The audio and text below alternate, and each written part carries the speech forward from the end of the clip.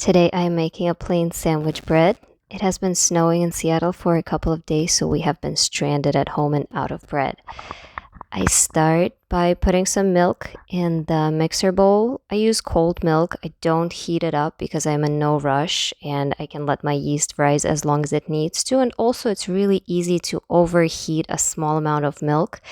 Yeast dies at a temperature over 120 Fahrenheit. So you want to keep it maybe body temperature. But this one's straight from the fridge. I am in no rush. I'm not going anywhere, so my dough can take as long as it needs. There goes flour, and I do have scale that didn't make it into the frame.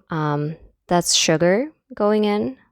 You want to add your sugar on top of the flour. You don't want to add it directly on top of your yeast so that the sugar does not deprive yeast of liquid. So my dough is coming out a little bit too soft.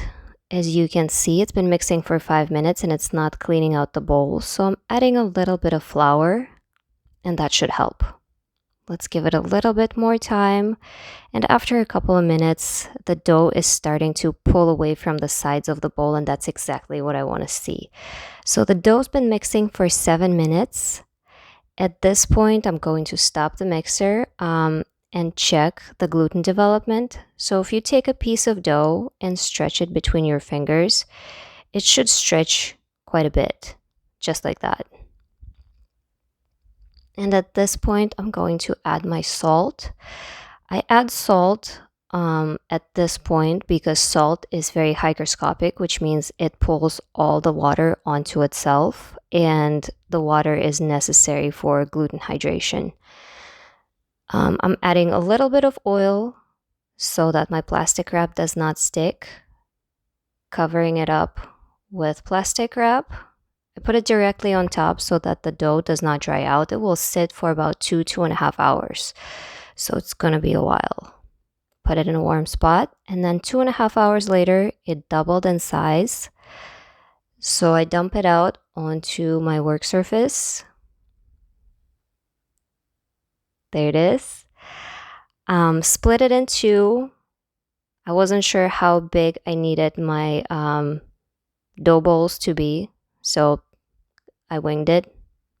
And next time I make it, I will definitely make my loaf just a little bit bigger. I spray my loaf pan and I shape the dough to fit it. And if you look carefully, you can see the shadows of really tiny and very curious hands. That's my tiny human attached to me while we're doing this. The dough will go directly in the loaf pan, and I'm going to cover it up with some plastic wrap and let it sit in a warm spot for another hour, hour and a half. And there you can see the tiny hand again. So that's what it looks like when it's done proofing. So it doubled in size, actually more than doubled. I'm adding some flour on top because I want to score it a little bit. And I used the sharpest knife that I could find at home. And there we go.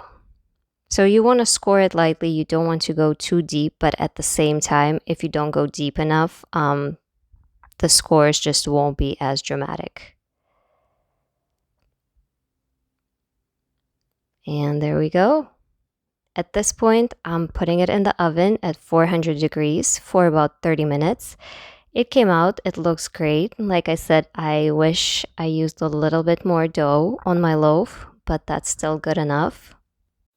This recipe was super easy to make. It didn't take a lot of time and it came out really, really nice. The only thing I wish I did differently was use just a little bit more dough. And you can see it's nice and squishy and perfect for sandwiches.